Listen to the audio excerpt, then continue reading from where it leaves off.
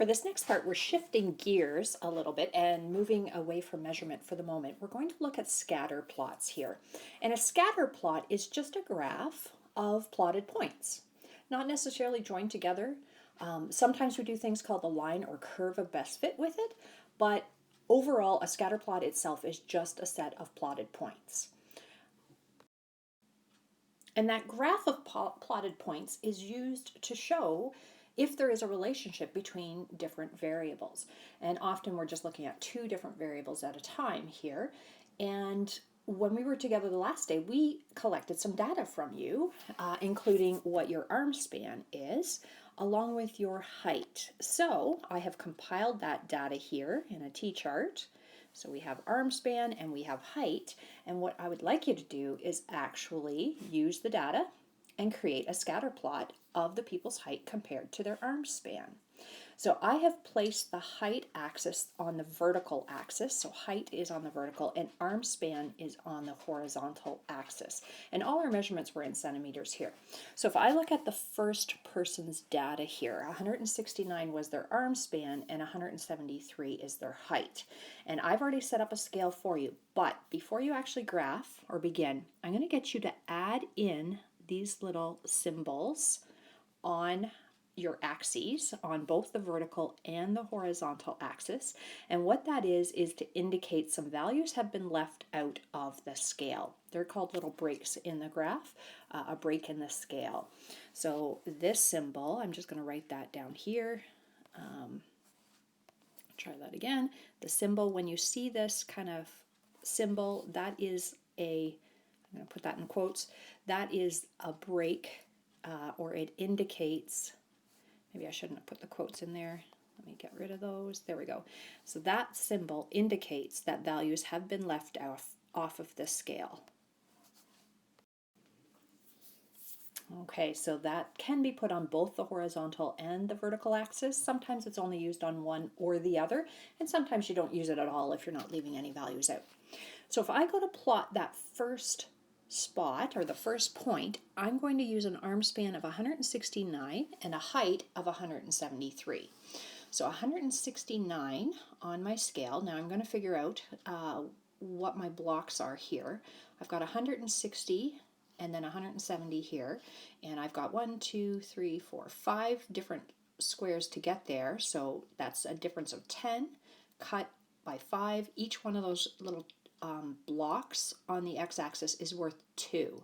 So 168 would be right here. 169 is halfway in between those two spots. And 173 on the y-axis, again, 5 blocks is worth 10, so each block is worth 2. So 173 would be right in the middle of these two values here. And so when I go to plot a point, I want to plot a point right kind of in the center of that block there. And again, I'm just doing this with my finger. It's not so easy to do, with the finger.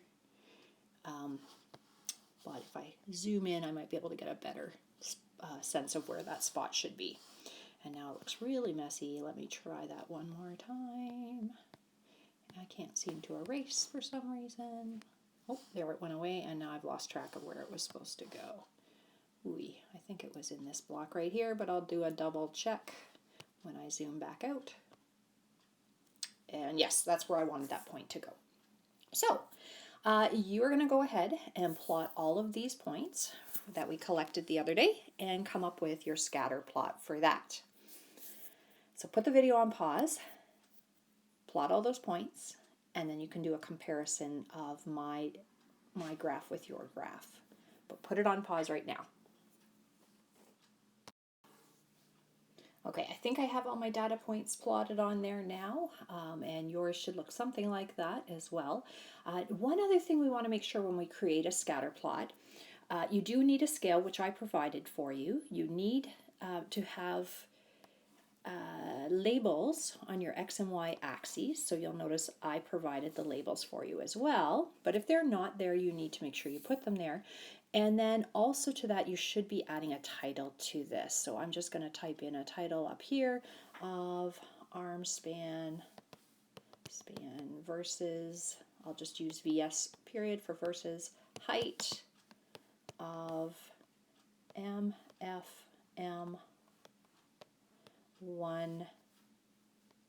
there we go, P students. There we are. So there's my title for that graph. Usually when you're graphing, you want to put whatever is first in your table of values along the horizontal axis, and whatever comes second in your table of values goes on the vertical axis.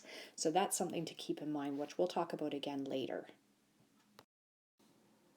So I've just made a little note on our sheet here that arm span went on the horizontal axis, and horizontal is across.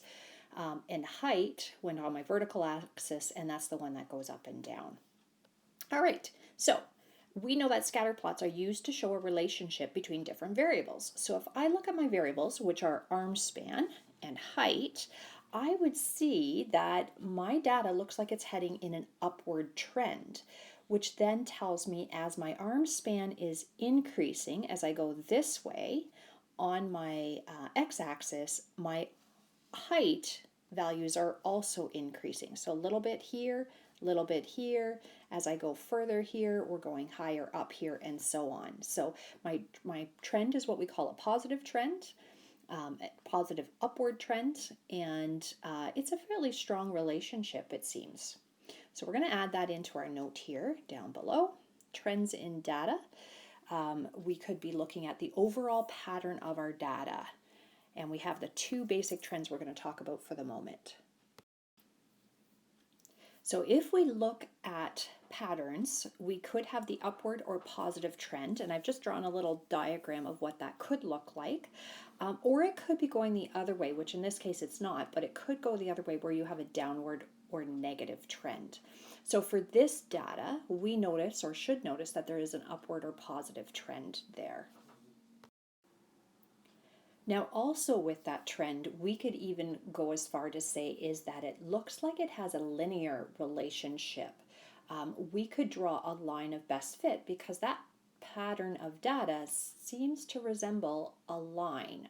And when we talk about lines in math, we're talking about straight lines as opposed to curves. I know some people will talk about curves being lines. They talk about them being curvy lines.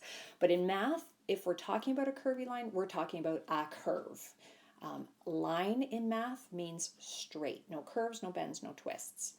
So in terms of this relationship between the arm span and the height of the students in this class, we could say that this, as the arm span is increasing, the height also increases, which is what makes it a positive trend. So there we are with our relationships and creating scatter plots. On the reverse side of this handout, there is a scatter plot or a couple of scatter plots that are already created there for you, and you are asked to read those scatter plots and decide where points are for those particular scatter plots and analyze the data that's there.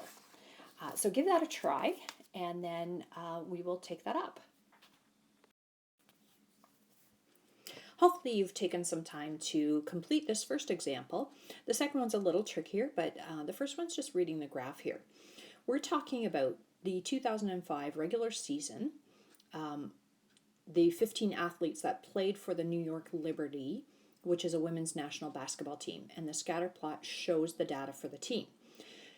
Now, you'll notice on the horizontal axis, we have the time played, and on the vertical, we have points scored.